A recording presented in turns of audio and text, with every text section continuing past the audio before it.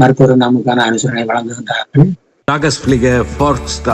ஈழத்து பெண்மணியால் ஜெர்மனியில் வதனி செல்வநாதன் அவர்களால் உருவாக்கப்பட்ட முதியோர் பராமரிக்கும் இல்லம்.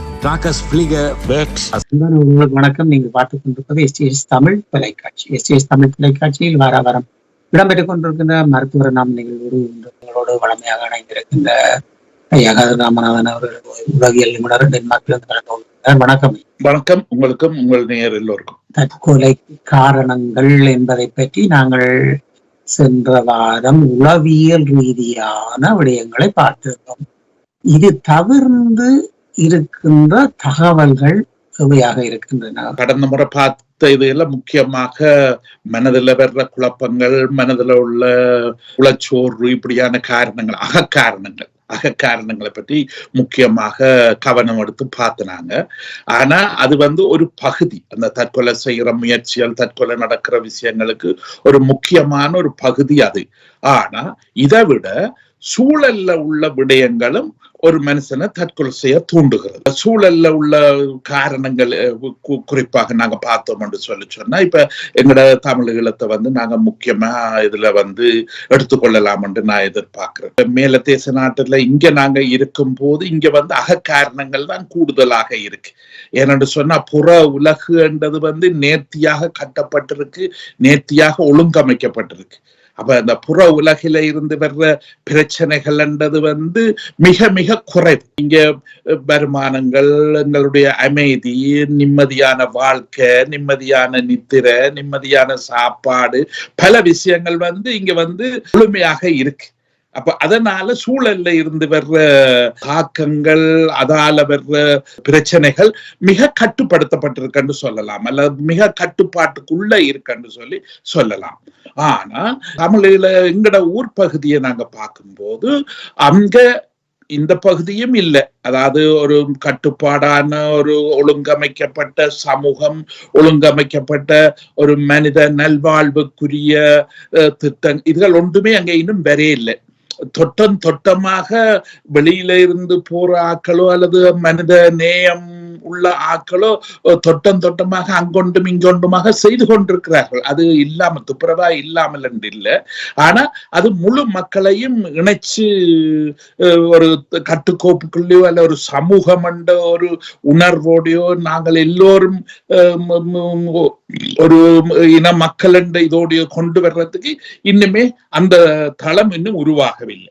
அது தளம் உருவாகாம இருக்கிறதுக்கு பல காரணங்கள்ல முக்கிய காரணம் நாங்க யுத்தத்துக்கு பிந்திய சமூகமாக இருக்கின்றபடியால இலங்கை அரசும் அரசினுடைய பாதுகாப்பு படையினர் இவர்கள் எல்லோரும், அல்லது அரசியல் உத்தியோகத்தர்கள் இவர்கள் எல்லோருமே இந்த சமூகம் மீண்டும் தழைத்து வரக்கூடாது, மீண்டும் உயிர்த்தெழும்பி வரக்கூடாது, மீண்டும் அது திடகாத்திரமாக 70கள் 80கள் 90கள் இந்த 2000கள்ல தங்களுக்கண்டு உரிமை கேட்டு தங்களுக்கண்ட இன உணர்வோட தங்களுக்கண்ட விடுதலை என்ற விஷயத்தோட வந்த மாதிரி திரும்பி வரக்கூடாது, அல்ல திரும்பி வர இவிய விடக்கூடாது என்ற காரணத்துக்காகவே, அது ஒரு முக்கியமான காரணத்துக்காகவே அந்த சமூகத்தை சிதைச்சு கொட்டுறதுக்கு, உடைச்சு கொட்டுறதுக்காகத்தான் பல வழிகளை அங்க செய்கிறார்கள்.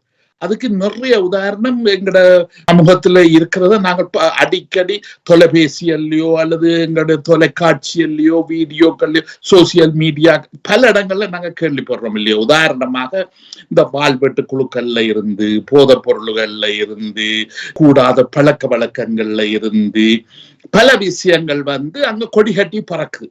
அப்ப இந்த கொடிகட்டி பறக்கிற இந்த விஷயங்கள் பல இடத்திலே இந்த தற்கொலைகளுக்கு மாத்திரமல்ல கொலைகளுக்கு முக்கிய அடிப்படை காரணமாக இருக்கிறத நாங்க அடிக்கடி செய்தியல்ல நாங்கள் கேள்விப்படுகின்றோம். இப்ப அதுல இப்ப உதாரணமாக போதைப் பொருள் என்று சொல்றது ஒரு கருப்பு பிசினஸ். சட்டப்படி வரவு செலவு கணக்குகள் அரசாங்கத்துக்கு கொடுக்காம, அரசாங்க வரி கட்டாம, அங்கட பாட்டிலேயே இரகசியமாக ஒரு இருட்டு உலகத்துக்குள்ள வச்சு செய்யறது. அப்ப அந்த இருட்டு உலகத்துல நடக்கிற பிசினஸ் தான் இந்த போதைப் பொருள் என்று சொல்லப்பட்ட விஷயம். அப்ப இந்த போதைப் பொருள் என்று சொல்லப்பட்ட இந்த இருட்டு உலகத்துல நடக்கிற விஷயங்களும் கூட முழுமையாக இணைஞ்சு இயங்கல். அதுவும் தலைவர்கள், தனித்தனி குழுக்கள், தனித்தனி அமைப்புகளுக்கு உள்ளதான் நடக்கின்றது. ஆனா அவர்களை நேர்த்தியாக படையினர் அல்லது பாதுகாப்பு கொடுக்குறாங்க சில அமைப்புகள் அவைய இணைச்சு வச்சிருக்கு. அந்த ஆழமான இடத்துல இணைச்சு வச்சிருக்கிறார்கள். அவர்களும் இவர்களை சேர விடுறீர்கள், ஒன்றாக இணைய விடுறீர்கள். இவர்களை தனித்தனியாக வச்சுதான் இவர்கள்ட்ட இருந்து திரை எடுக்கிற மாதிரி காசு கேட்பார்கள், காசு வேண்டுவார்கள், கொடுப்பார்கள். சரி இவ்வளவு கொண்டு இறக்கலாம் என்று விஷயங்கள் அங்க நடந்து கொண்டிருக்கின்றது இல்லையா? அப்ப அந்த இடத்துல அந்த இடங்கள்ல இந்த தனித்தனி குழுக்களாக களவு வேலையாக இந்த பொருட்களை இறக்குமதி செய்து அல்லது களவாக கொண்டு விற்கும் போது என்னும்போது ஒரு ஆளின் பொருளை காட்டி கொடுக்கிற மாதிரியான நிகழ்வுகளும் சில வேளையில நடக்கிறது. அப்ப இந்த ஒரு ஆளின் பொருள்களை வருமானங்களை காட்டி கொடுத்து அவர்களை பாதிப்படைய செய்யும் போது அங்க பழி வாங்கல் என்றது இயற்கையாக நடக்கும். ஏனென்று சொல்லி சொன்னா அந்த நட்டங்கள் அவர்களுக்கு நடக்கிற இந்த பிரச்சனைகள் ஒன்றையுமே போலீஸுக்கோ அல்லது கோர்ட்டுக்கு நீதிமன்றத்துக்கோ கொண்டு வர முடியாது.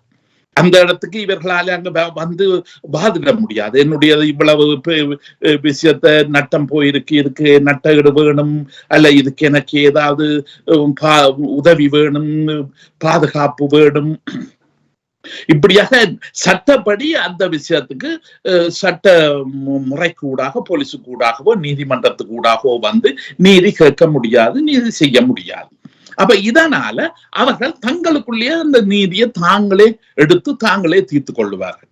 அப்ப தாங்களே தங்களுக்குரிய நீதியல் முடிவுகளை எடுத்து தீர்க்கும் போது அது வித்தியாசம், பயங்கரமான முடிவுகளாக இருக்கும். அப்ப அந்த இடங்களிலே தான் இந்த ஒரு பகுதி மற்ற பகுதியை துவக்கக்கூடாக சுட்டு இறக்குறது அல்லது இப்படி வாழ்வெட்டு குழுக்கள் ஆக்களை ஹயர் பண்ணி, ஏன்னா சில குழுக்கள் இருக்குது அவை காசு கொடுத்தா எதுவும் செய்வின, அவைக்கு இன்ன ஒழுக்க நியதியும் ஒழுக்க முறை எதுவுமே கிடையாது.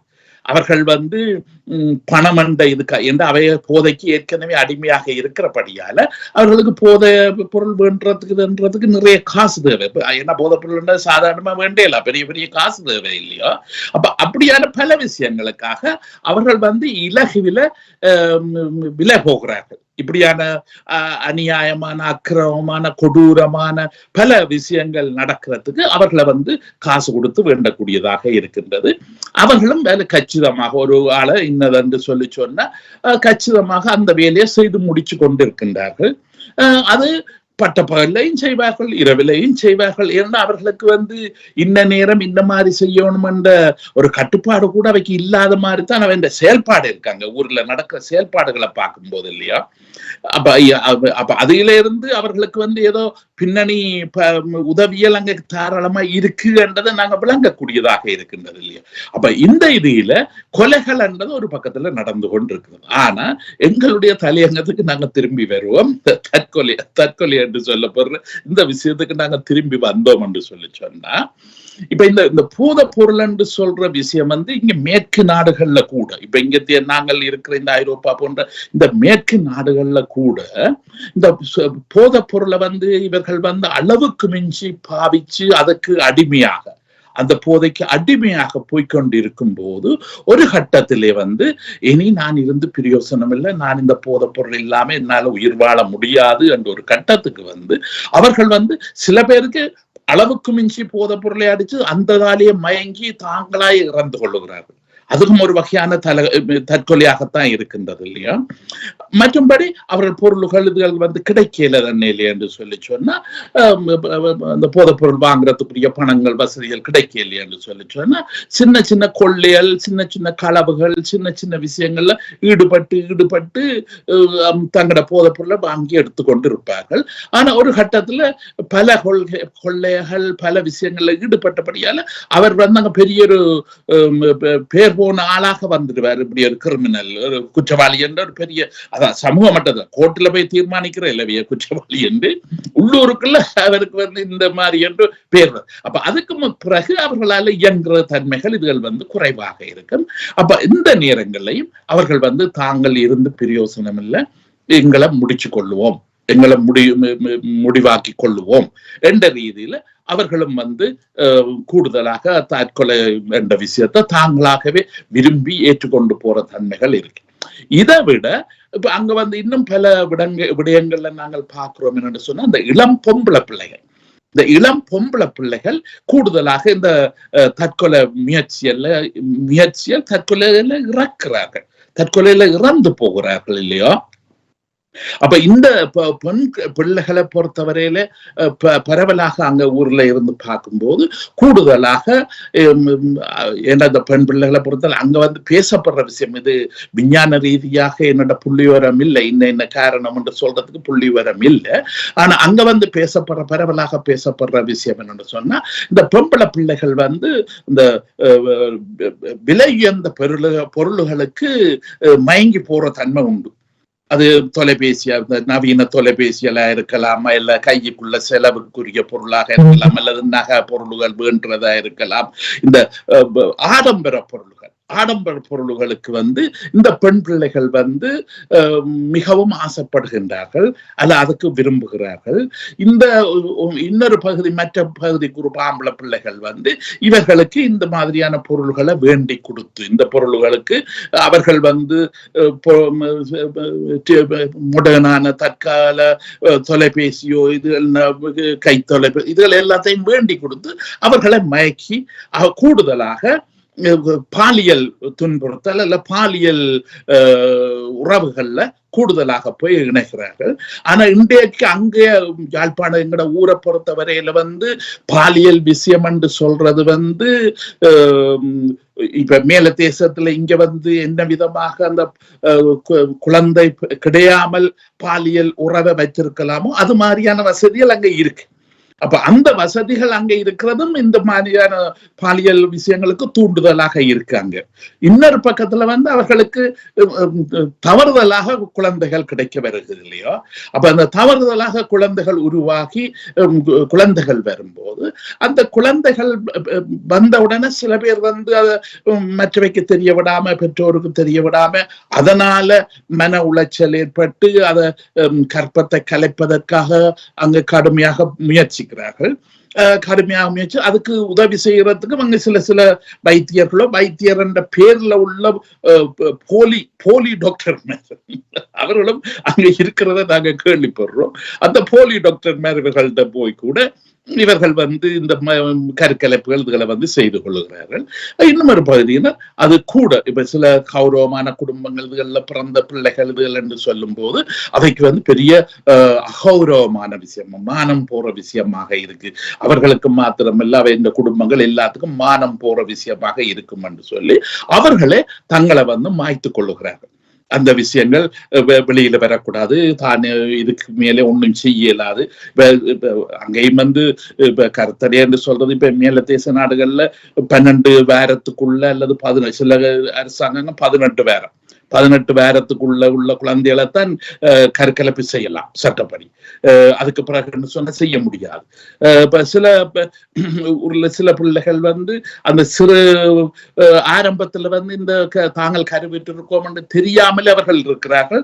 ஒரு 6 கிழமை 8 கிழமை 10 கிழமை என்ற பிறகு போகும்போது அவர்கள் அது செய்ய முடியாம இருக்கின்றது. அப்படி பல காரணங்களால இந்த ஒரு குரூப் தங்களை உயிரை மாய்த்து கொள்ளுகிற தன்மைகள் அங்கே இருக்கு.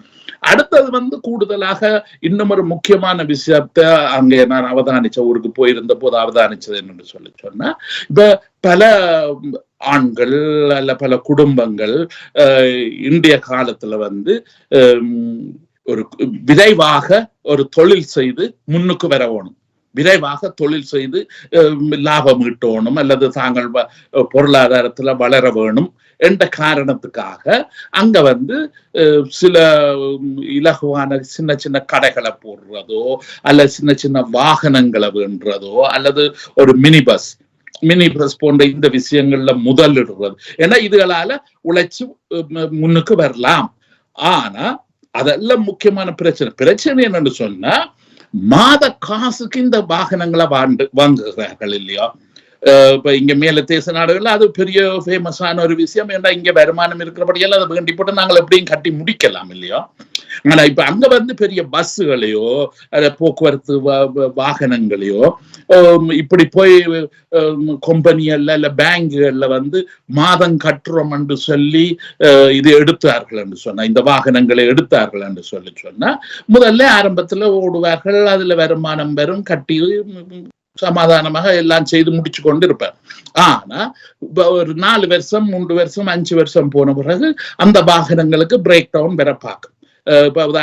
கொழும்பு, யாழ்ப்பாணம் இந்த பெரிய தூரங்களுக்கு ஓடும் போது அது வந்து ஒரு 2-3 வருஷத்துல சில உதிரி பாகங்கள் தேய்ஞ்சு, உதிரி பாகங்கள்ல பிழைகள், உதிரி பாகங்கள் மாற்ற வேண்டிய தேவைகள் இதுகள் என்று வரும். என்ன அப்ப அதுகள் எல்லாம் வந்து மேலதிக செலவுகள் வரும்போது சில பேருக்கு அதுகள் வந்து தாக்கு பிடிக்கிறது பெரிய கஷ்டமாக இருக்கு.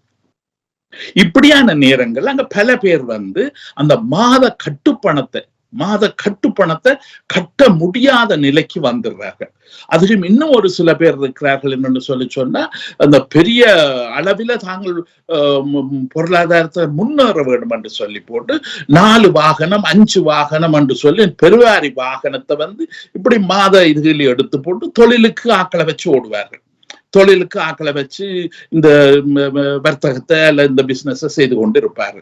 அப்ப அதுகளும் வந்து இப்ப அந்த தொழிலுக்கு நிக்கிற ஆக்கள் கூட எல்லாரும் நேர்மையா இருந்து பணத்தை கொடுப்பார்கள் எதிர்பார்க்கறது கஷ்டம். ஏன்னா அங்க வறுமையான நாடு, அங்க ஏற்கனவே பொருளாதார பிரச்சனை என்றது சமூக மட்டத்துல எல்லா இடத்துலயும் இருக்கு இல்லையோ.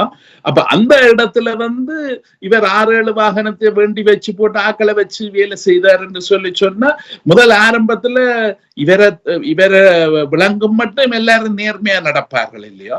இப்ப இவரை விளங்கி இதுக்குள்ள என்ன குழுமால் விளையாட்டு செய்யலாம்ன்றதை சிநேகிதர் மாதிரி இவர்களுக்கு சொல்லி கொடுப்பாரு. அப்ப அதை வச்சுக்கொண்டு அதுகள் எதுவும் செய்தாருன்னு சொல்லி சொன்னா இவர்களுக்கு வந்து இந்த மாதம் கட்டுற இந்த விஷயங்கள் வந்து கட்டக்கூடிய இப்படி பொருளாதார பிரச்சனைகள் அங்க வர்றதாலேயே பல பேர் வந்து தங்களை உயிரை மாய்த்து கொள்ளுகிறார்கள். அங்க பரவலாக இது வந்து நடப்பதாக அங்க யாழ் பல்கலைக்கழகத்தில் உள்ள விரிவிரியாளர்களோட பேசும்போது கூட அவர்கள் கூட இதை சொல்லுகிறார்கள். ஏன்னா இங்க வந்து பல வெளிநாட்டு வங்கிகள் அல்லது வெளிநாட்டு கடன் கொடுப்போர், வெளிநாட்டு அமைப்புகள், அதாவது அங்க இலங்கை அரசாங்கத்தின் லைசன்ஸ் எடுத்துக்கொண்டு வந்து அங்க வேலை செய்கிறார். களவாய் அல்ல, கருப்பாய் அல்ல, இலங்கை அரசாங்கத்தின் அனுமதியை பெற்று எங்கட இந்த வடக்கு கிழக்கு மாகாணத்துல வந்து இங்க ஏற்கனவே பொருளாதாரத்தை எல்லாத்தாலையும் நொறுங்கி உடைஞ்சு போய் இருக்கு. இங்க போனா நல்ல பிசினஸ் செய்யலாம், இங்க போனா நல்ல உழைக்கலாம். இந்த மேல தேச அந்த பண பேராசை பிடிச்ச வங்கிகள் இருக்குதானே, இந்த மனிதாபிமானம் இல்லாம பண பேராசையில, அதாவது எரிஞ்சவன் வீட்டுல பிடுங்கினது லாபம் என்று ஊர்ல ஒரு பழமொழி சொல்றவை இல்லையோ. அப்ப அந்த மாதிரி இப்படி யுத்தத்தால நொறுங்கி உடைஞ்சி எவ்வளவோ கேவலமா இருக்கிற ஒரு சமூகத்துல போய் தான் பிசினஸ் செய்து உழைக்கிறான்டா இவங்களை என்னன்னு சொல்றது, இவங்களை எல்லாம் மனுஷன் என்னன்னு சொல்றது. அப்ப இப்படியான ஆக்கள் வந்து அங்க போய் தொழில் நடத்தி இவர்கள் தான் ஈன இறக்கம் இல்லாம இந்த வட்டியலை மாதம் கட்டுற காசுகளை பறித்தெடுக்கிறார்கள். அப்படி இல்லையன்னு சொன்னா அவர்கள் வந்து சண்டியன் மேல வச்சுக்கார்கள். இந்த கம்பெனியிலே சண்டியன் மேர்ன்ற ஒரு குரூப் அங்க இருக்கிறார்கள் இல்லையோ. இவ 1 மாதம் 2 மாதம் 3 மாதம் கட்ட இல்லையன்னு சொன்னா 3வது 4வது மாதத்துல அந்த சண்டியன்மார் வீட்டுக்குள்ள உள்ளட்டு அங்க உள்ள வீட்டுல உள்ள பிரயோசனமான பொருள்கள்ல இருந்து எல்லாத்தையும் எடுத்துக்கொண்டு போவார்கள், அல்லது அடிச்சு உடைச்சு போட்டு போவார்கள், அல்லது எச்சரிக்கை செய்து கன வகையில் அந்த விஷயங்கள் எல்லாம் நடந்து கொண்டிருக்கிறது. அந்த வீட்டுல உள்ள பெண்கள் பிள்ளைகள் எல்லாரையுமே மானக்கேடாக கேவலப்படுத்தி கதைக்கிறது, பேசுறது, இப்படியான தன்மைகள் எல்லாம் அங்க நடந்து கொண்டிருக்கு இல்லையோ. இப்ப இது நடந்து கொண்டிருக்கும் போது இதுகளை தாங்க முடியாத ஆக்களும் அங்க வந்து இதுக்குள்ள தற்கொலை இப்படியான விஷயங்களுக்குள்ள போய் மாட்டுப்படுறதை நாங்க பாக்குறோம். அடுத்தது வந்து இதே பண்புல வந்து இப்ப 4-5 வாகனத்துக்கு கடன் எடுக்கும் போது அந்த வங்கி, அந்த பிரைவேட், அந்த பிரத்யேக வங்கிகள் வந்து சொல்லும் இவங்களுக்கு சாட்சிக்கு ஒரு ஆள் வேணும். அதாவது ஒரு பணக்காரன் ஒரு ஆள் வந்து இப்ப நாங்கள் வந்து உங்களை கடன் தர்றதுன்னா அவர் சாட்சி வைக்கணும். நீங்க கட்டாட்டி அவர் கட்டணும், நீங்க கட்டாட்டி இல்ல நீங்கள் இதை தரையிலேன்னு சொன்னா அவர் வந்து பேருந்துங்களுக்கு பே பண்ணணும். அப்படின்னு சொல்லி சிலரை நடுத்தர தரகர்களாகவும் அங்க வச்சு இந்த பிசினஸ்களை செய்கிறார்கள் இல்லையோ. அப்ப அதுகளையும் சில பேர் வந்து 8 பேர் 10 பேர் ஒரு எல்லை இல்லாம எல்லாருக்குமே அதுக்கு வருமானம் இருக்கணும். வருமானம் உள்ள ஆக்கள் தான் அது கையெழுத்து வைக்கலாம். ஒன்றில் வர்த்தகம் செய்யணும், இல்லாட்டி எதுவும் கவர்மெண்ட் கந்தோர்கள்ல பெரிய வருமானம் மாத சம்பளம் கிடைக்கிற ஆக்களாக இருக்கணும் இல்லையா. அப்ப இவர்கள் வந்து இதுகளுக்கு கையெழுத்து வச்சு போட்டு கடைசியில இப்ப சில பேர் வந்து தற்கொலை செய்கிறார்கள். இவர்கள் மாத காசு கட்ட இயலாதவர்கள் சில பேர் வந்து அந்த இடத்தை விட்டே தலைமறைஞ்சு போகிறார்கள். வேற ஊர்களுக்கோ அல்ல வேற நாடுகளுக்கோ எங்கேயோ தலைமறைவாக போயிடுறார்கள். அப்ப இந்த மாதிரியாக போகும்போது இந்த இடையில நின்ற இவர்களுக்கு தான் நாங்க பெரிய ஆக்கினேன், இவர்களுக்கு தான் நாங்க பெரிய சிக்கல்கள் வருது இல்லையோ. அப்ப இந்த சிக்கல்கள் இதுகள் வந்து வர்றதாலே எல்லாரும் ஒரு சிலர் இந்த தற்கொலை முயற்சிகள் அல்ல தற்கொலை விஷயங்கள் வந்து அங்க செய்து கொள்றத நாங்க வந்து அங்க பரவலாக கதைக்கக்கூடியதாக இருக்கின்றது. அப்ப இதையில வந்து வெறும் போதை பொருளோ அல்லது பொருளாதார பிரச்சனையோ இதுகள் அல்ல. இப்ப சில இடங்கள்ல வந்து சில அங்க திருமணங்கள் வந்து பல விஷயங்கள் அங்க நடந்து கொண்டிருக்கின்றது. இப்ப உதாரணமாக வெளிநாட்டுல உள்ள பையன்களையோ யாரையோ அங்க உள்ள பிள்ளைகள் வந்து திருமணம் செய்து போட்டு இருக்கின்றார்கள். ஆனா அந்த பையன்கள் வந்து இந்த பெண்களை கூப்பிடுறதுக்கே கன நாளாகும். இப்ப பல நாடுகள்ல வந்து இந்த மனைவி மேல அல்லது இவர்களை கூப்பிடுற விஷயங்கள் வந்து மிகவும் கட்டுப்பாட்டுக்குள்ள கொண்டுட்டார்கள், அல்லது சில வேளையில எடுக்க முடியாது என்ற நிலையே இன்றைக்கு வந்துடுது இல்லையா. அப்ப இதுகளாலையும் அங்க வந்து மன உளைச்சலினால இங்க வெளியில வர இயலாது, நான் இப்படி நடந்து முடிஞ்சது, இங்கே நான் இன்னொரு திருமணம் செய்ய இயலாது, அப்படி அந்த மனதிலக்கன சிக்கல்கள் அவர்களுக்கு வந்து வளர்ந்து கொண்டு போகுது இல்லையா. அப்ப இந்த சிக்கல்கள் கூட அவர்களுக்கு வந்து கூடுதலாக இந்த தற்கொலை முயற்சிகள் அல்ல தற்கொலை விஷயத்தை கொண்டு போய் விடுறதை நாங்கள் அங்க பார்க்கக்கூடியதாக இருக்கு. அடுத்தது இன்னும் ஒரு பகுதி வந்து நாங்க முக்கியமாக குறிப்பிட வேண்டிய ஒரு பகுதி என்னன்னு சொன்னா, இப்ப அங்க பல குடும்பங்கள்ல வந்து இளம் பிள்ளைகள், இளம் வாலிப வயதுல உள்ள ஆண் பிள்ளை பெண் பிள்ளை எல்லாமே வெளிநாட்டுக்கு வந்துட்டாங்க. அப்ப அங்க வந்து வயதுவர்கள் தான் அங்க மிஞ்சி இருக்கார்கள் இல்லையா. அந்த வயது வந்தவர்கள் அங்க வந்து மிஞ்சி இருக்கும் போது அவர்களுக்கு வந்து உதவி செய்யறதுக்கு அங்க ஆட்கள் வந்து அயல்லையுமே இல்லாம இருக்கு. அப்ப அயலிலையும் அதுக்குரிய வாய்ப்புகள் அவர்களுக்கு கிடைக்கும். இப்ப பழைய காலத்துல எங்கட வாழ்க்கை முறை வந்து ஒரு வீட்டுல ஒரு பிரச்சனை என்றால் அயல்ல உள்ள 4 வீடு 5 வீடு போய் அங்க நிற்கும். அந்த 4-5 வீடு போய் அவன் நன்மையிலேயோ தீமையிலேயோ எல்லாத்துலயும் பங்கெடுக்கும். இப்ப உதாரணமா பழைய காலங்கள்ல ஒரு கல்யாண வீடுன்னு சொன்னா 1 கிழமை 2 கிழமைக்கு முதல்லயே அங்க அந்த கல்யாண வீட்டுல 15-20 குடும்பம் அங்க போய் நிக்கும். அங்க பலகாரம் செய்ய, அது செய்ய, இது செய்யன்னு சொல்லி கிட்டத்தட்ட 2 கிழமைக்கு முதல்லயே அங்க வந்து ஆரவாரம் உருவாகிடும் இல்லையோ. அதே நேரத்துல அங்க பந்தல் போடுறது கன விஷயங்கள் அது ஒரு சமூக நிகழ்வாக இருக்கும். தனி வீட்டு நிகழ்வாக இருக்காது என்ன பழைய காலத்துல இல்லையா. அப்ப ஒரு குடும்ப நிகழ்வாக அந்த ஊர்ல உள்ள ஆக்கள் என்ற சொந்தங்கள் பந்தங்கள் எல்லாத்தினுடைய இணைப்பாக அவர்களுடைய பங்களிப்பாகத்தான் அந்த விழாக்கள் நடக்கிறது. ஆனா இன்றைக்கு வந்து எல்லாமே கல்யாண மண்டபங்கள் அல்லது ரெஸ்டாரண்ட், இப்படி உணவு விடுதிகள், இங்கதான் இப்ப வந்து பல கல்யாணங்கள் இப்படியான பொது விஷயங்கள் நடக்கிறது அங்க நடைமுறையா இருக்கு. ஏன்னு சொன்னா அங்க வந்து வீட்டுல உள்ள விஷயங்களை செய்யறதுக்கு உதவிக்கு அயல்ல ஆக்கள் இல்லை. இதே மாதிரி தான் வயது வந்தவர்களுக்கும் அங்க உதவியல் எடுக்கிறதுன்றது பெரிய பெரிய கஷ்டமாக இருக்கின்றது. இப்ப நான் எல்லாம் அங்க போய் நின்ற இடத்துல இப்ப சில இடத்துல கேள்விப்பட்டேன், அருமை எல்லா இடமும் பரவலா நடக்கிறேன் இல்லை, அருமையானது. சில பேர் இறந்த பிறகு அவர்கள் வந்து 5 நாள் 6 நாள் அங்க இருந்து துர்நாற்றம் வரும்போதுதான் போய் கண்டுபிடிச்சு அதை எடுத்து அவர்களை அடக்கம் செய்கிறார்கள் இல்லையா. அப்படியான நிகழ்வுகள் கூட, அது தற்கொலை என்று நான் சொல்ல வரையில் அவர்கள் வருத்தத்தால இறந்திருந்தாலும் அதை பார்த்து சரியான முறையில அதை பராமரிக்கிறதுக்கு ஆட்கள் இல்லாம கிடக்கு இல்லையா.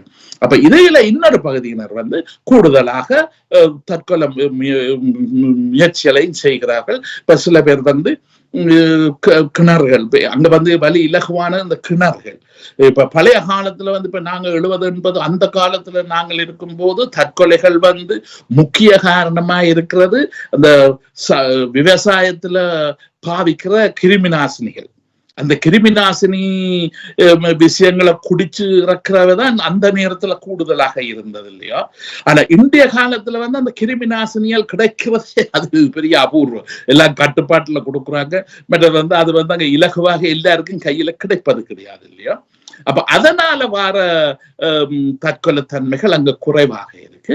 ஆனா ஒன்று இந்த மருந்துகள் அல்லது அளவுக்கு மிஞ்சின போதைப் பொருள்கள் அல்லது அளவுக்கு மிஞ்சின இந்த ஆல்கஹால் இதுகளை பாவிச்சு போட்டு ட்ரெயின்களுக்கு முன்னால போய் விழுகிறதோ அல்லது வாகனம் வேகமாக வர இதுகள்ல போய் விழுகிறதோ அல்ல கயிறு போடுறதோ அல்லது துவக்களால தாங்களே சுட்டு தாங்களே அழிகிறதோ அல்ல கிணறுகள்ல போய் விழுகிறதோ இப்படியான பல மெதட்டுகள் அங்க வந்து பாவிக்கப்படுது. ஆனா இதுல வந்து பலது வந்து அந்த சூழல்ல உள்ள அந்த யுத்தத்துக்கு பிந்தின சமூகத்தின் அலங்கோலத்தால நடக்கு. அப்ப அவர்கள் வந்து உண்மையில ஒரு இப்ப நாங்கள் இங்க மேல தேசத்துல இருக்கிற மாதிரியான ஒரு கட்டுக்கோப்பான ஒரு சமூகம், சமூக உதவி, சமூக வாய்ப்புகள், வசதிகள் கிடைச்சிருந்தால் அவர்கள் வந்து இந்த மாதிரியான தேவைக்கு கடைசி போக மாட்டார்கள். அப்ப அந்த மாதிரி அங்க வந்து அதுக்குரிய வாய்ப்புகள் வசதிகள் இல்லாம இருக்கின்ற போது அவங்க வந்து இப்படியான தற்கொலைகள் வந்து ஊருக்குள்ள வந்து நிறைய நடக்கிறதையும் பல பேர் அதுக்கு முயற்சி செய்து அதுல ஒரு சில தப்பி வந்து அங்க இருப்பதையும் நாங்க வந்து பார்க்கிறோம். மற்ற வந்து சின்ன சின்ன விஷயங்கள் எல்லாத்துக்குமே அங்க முக்கியமாக இப்படியான முடிவுகளுக்கு போகிறதுக்கு பார்க்கிறார்கள். ஏனென்று சொன்னா இப்ப உதாரணமாக அங்க வந்து இன்னும் ஒரு பண்பு என்னன்னு சொன்னா இப்ப யுத்தத்துக்கு பிந்த இந்த காலத்துல வந்து இளம் பிள்ளைகள் இப்ப டீனேஜ் வயது என்று சொல்லப்படுற இந்த 11 வயது பிள்ளைகள் பல பேர் வந்து பெற்றோரின் கட்டுப்பாடு கண்ட்ரோலுக்கு அப்பால் பட்டு இருக்கிறார்கள். பெற்றோர்கள் வந்து அவர்களை பார்க்கக்கூடிய அவர்களை கவனிக்கக்கூடிய சூழல்ல அவர்கள் இல்லை. மிகவும் தொலை தூரம் போய் படிக்க வேண்டி அல்லது வேலை செய்ய வேண்டிய இப்படி தேவைகள் இருக்கு. அப்ப அதனால இந்த வயது வந்தவர்களின் கட்டுப்பாடுகள் கண்காணிப்புகளும் அவர்களுக்கு குறைவாக இருப்பபடியாலே இந்த விஷயங்கள் நடக்கக்கூடிய வாய்ப்புக்கு கூட சாத்தியக்கூறுகள் அங்கே இருப்பதாக நாங்கள் அவதானிக்க கூடியதாக இருக்கின்றது. இப்படி எங்களோட யுத்தத்துக்கு பிந்தின சமூக இதுகள்ல வந்து பல விஷயங்கள் இப்ப இந்த தற்கொலை என்று சொல்றது வந்து ஒரு பெரிய ஒரு முக்கியமான அம்சமாக இருக்கு. அது எவ்வளவு தூரம், அது எவ்வளவு பேர் அதை அவதானிச்சு அதை பற்றி கதைச்சு பேசி அதுக்குரிய அதை தடுக்கிறது, அதை எப்படி அவர்களுக்கு உதவுறது என்ற விஷயத்தை பற்றி சிந்திக்கிறார்கள் எனக்கு தெரியல. அநேகமாக அங்கே இருக்கக்கூடிய வாய்ப்புக்கு இடம் இருக்கு. யாழ்ப்பாண பல்கலைக்கழகம் இதில் வந்து மெடிசின் ஃபேக்கல்டி இதுகள் வந்து ஏதாவது இது செய்வார்கள். ஆனா எனக்கு அதை பற்றிய போதிய செய்திகள் பத்தாமை. அல்லது சிறப்பு அனைத்துமே நாங்கள் ஏற்றுக்கொள்ளக்கூடியதாகவும் நடைமுறையில் உள்ளதாகவும் இருக்கின்றது. அந்த வகையில் சிறப்பாக மருத்துவர நாம் நிகழ்விலே நீங்கள் இணைந்திருந்தமைக்கும் தொடராக சென்ற ஆண்டிலிருந்து இந்த ஆண்டு வரை நீங்கள் நன்றிகளை கூறிக்கொள்கிறோம். நன்றி, வணக்கம். வழமை கூறவே உளவியல் நிபுணர் ஸ்ரீ ராமநாதன் அவர்கள் டென்மார்க்கிலிருந்து கலந்து கொண்டு பல விடயங்களை பேசியிருந்தாலும் உண்மையிலேயே இது ஒரு உளவியல் ரீதியான விடயமாகவும் அதை ஒரு தனி நோக்காக பார்க்கக்கூடிய விடயமாகவும் பல விடயங்களை பேசியிருக்கின்றோம். இந்த விடயங்கள் பற்றிய தகவல்கள் உண்மையிலேயே கூறுகின்ற போது அது மக்களுக்கு சென்றடையும் என்ற அந்த நிலைப்பாட்டோடு இந்த நிகழ்வை நாங்கள் எடுத்து வருகின்றோம். மருத்துவ நன்மைகளிலே இந்த உளவியல் ரீதியான விடயங்களை எடுத்து வருகின்றோம். அந்த வகையிலே இதுவரை நீங்கள் பார்த்தது மருத்துவர் நாமம். இந்த மருத்துவர் நாமம் நீங்கள் ஈழத்து பெண்மணியால் ஜெர்மனியில் வதனி செல்வநாதன் அவர்களால் உருவாக்கப்பட்ட முதியோர் பராமரிக்கும் இல்லம். இந்த நிகழ்வுக்கான ஒளிப்பதிவு உதவிகளையும் டென்மார்க் கலைய உதவிகளையும் திரு சத்குணம் ஐயாவுக்கும் செல்வி சுமங்கலா ஸ்ரீ ராமநாதன் அவர்களுக்கும் நன்றிகளை கூறிக்கொண்டு அடுத்த மருத்துவர் நாம நிகழ்விலே சந்தித்துக் கொள்வோம். நன்றி, வணக்கம். ஈழத்து பெண்மணியால் ஜெர்மனியில் வதனி செல்வநாதன் அவர்களால் உருவாக்கப்பட்ட முதியோர் பராமரிக்கும் இல்லம். 1000க்கு மேற்பட்டவர்கள் பராமரிக்கப்பட்டு வருகின்றனர். இல்லத்தில் தங்கி வாழ்வோர் வீடு சென்று அழைத்து வந்து நாளாந்த பராமரிப்பு, மருத்துவ உதவி, உடல் பயிற்சி, சிறந்த உணவு வழங்கல், விளையாட்டு பொழுதுபோக்கு அம்சங்கள், சுற்றுலா அழைத்து செல்லல், இன்னும் பல உதவி சேவையுடன் மிளிர்ந்து நிற்கும் முதியோர் பராமரிக்கும் இல்லம். இங்கு வந்தவர்கள் தங்கள் இல்லங்களில் வாழ்வது போல் வாழ்வது இவர்கள் முகமலர்வில் தெரிகின்றது. தொடர்புகளுக்கு K. Vathani Selvanathan Linden strasse 16A 68 623 ஹாஃப் ஹை. தொலை தொடர்புகளுக்கு 0042413093. கை தொலைபேசி 004162205224. முதியோர் பராமரிப்புக்கு டாக்கஸ் பிளிகர் ஃபோர்ஸ்டாஸ். இது ஒரு ஈழத்தமிழ் பெண்ணின் சாதனை. முதியோர் பராமரிக்கும் இல்லம்.